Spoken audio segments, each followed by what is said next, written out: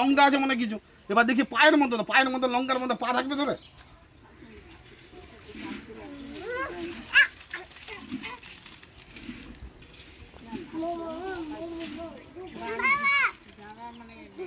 সঙ্গে লড়তো, আমি লড়ার জন্য রেডি আছি।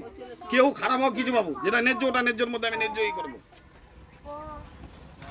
এদিকে দেখবি সিদ্ধ হয়ে গেছে উপর থেকে পড়ে গেছে বলে এটা উপর থেকে পড়ে গেছে উপর থেকে পড়লে সিদ্ধ হবে। ওটাই তো হলো কথা। মাল বয়েল আছে, মাল বয়েল করবেই কেন? একদম পুরো বয়েল হয়ে গেছে মাল। কালিম ছিল বলে ভাবে পুরো সিদ্ধ হয়ে গেছে। সিদ্ধ হওয়া আছে না দেখো, কালকে 816 পাওয়া গেছে। এগুলো ছেলে খেলা হচ্ছে বাচ্চাদেরকে নিয়ে। এখনই দিতে হবে। দিদিকে এখানে ডাকেন। দিদি সপ্তাহে আসে না ডিউটি করতে এখানে। বিনা ডিউটি, দিদি ছাড়া ডিউটি হচ্ছে এখানে। বাচ্চারা এই সব খেয়ে নিয়ে বাচ্চাগুলো স্কুল গেছে। জিম্মা ভাইটা কে নেবে বাচ্চা? আপনাদেরকে জবাব দিতে হবে আজকে। বলেন দিদি, জিম্মা ভাইটা কে নেবে? সামনে আছে দেখেন, আপনাদেরকে জবাব দিতে হবে এখনই।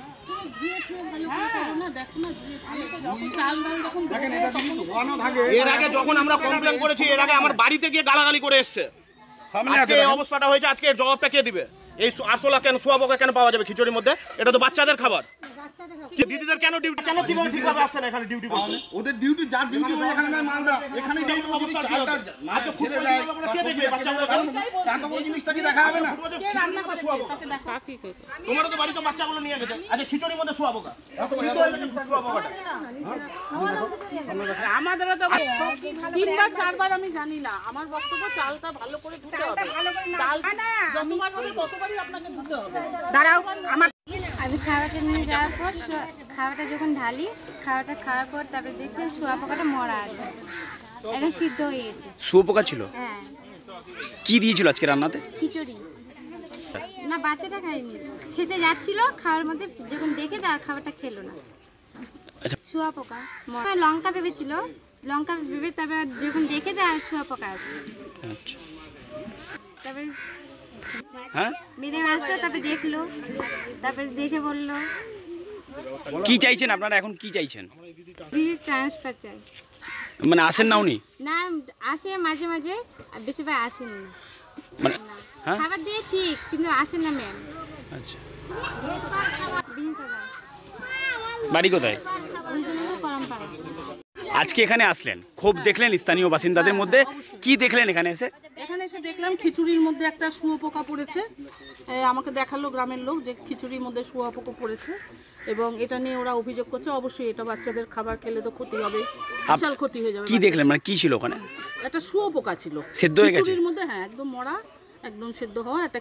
নিজের চোখেই দেখলেন? আমি নিজের চোখে দেখলাম। এটা বলছি ক্ষোভ দেখাতে থাকলো, ক্ষোভ দেখাতে। অবশ্যই গ্রামের লোক তো ক্ষোভ দেখাবেই, কারণ এটা বাচ্চাদের খাবার, এটা বাচ্চারা খাচ্ছে, এই খাবারটা খেলে তো বাচ্চাদের ক্ষতি হবে। ম্যাডাম কি ব্যবস্থা হবে? এটা আমি এখন অফিসকে চিঠি করব, অফিসকে জানাবো। এবার দীপার বিরুদ্ধে এবার আমার সিডিপি, আমার যে ঊর্ধ্বতন কর্তৃপক্ষ আছে, তিনি যে ব্যবস্থা নেবেন। যিনি অঙ্গনওয়াড়ি কর্মী, কি নাম ওনার? দীপ্তি ভট্টাচার্য এর নাম। বলছি উনি নাকি প্রত্যেকদিন আসেন না? প্রতিদিন আসেন না এটা তো আমি জানি না, কারণ গতকাল আমি ভিজিট করে গেছি, গতকাল ছিলেন উনি। আজকে ছুটি নিয়েছে, ওর হাজব্যান্ড একদম শয্যাশায়ী, আজকে ডাক্তার দেখাবে, হাসপাতাল নেবে, সেজন্য আজকে বলে ছুটি নিয়েছে। কিন্তু এর বিগত দিনে যে আসে না, এটা কিন্তু আমাকে কেউ, আমি যে মায়েদেরকেও জিজ্ঞেস করছি, এসে মিটিং করে যে জিজ্ঞেস করলাম, কেউ কোনো অভিযোগ কিন্তু করলো না। কিন্তু ম্যাডাম এইভাবে গাফিলতি হচ্ছে আজকে, তো এগুলো খেয়ে তো বাচ্চারা অসুস্থ। অবশ্যই বাচ্চারা অসুস্থ হবে।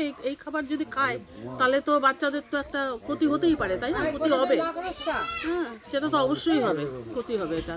তো এটার জন্য আমরা অফিসকে আমি চিঠি করব, আজকেই চিঠি করব, এবং সিডিপিও আমার কর্তৃপক্ষ উনি যা ব্যবস্থা নেবেন ওনাকে বলবো। আপনার নাম না পরিচয়? আমার নাম রুমি মণ্ডল, আমি সুপারভাইজার এখানকার।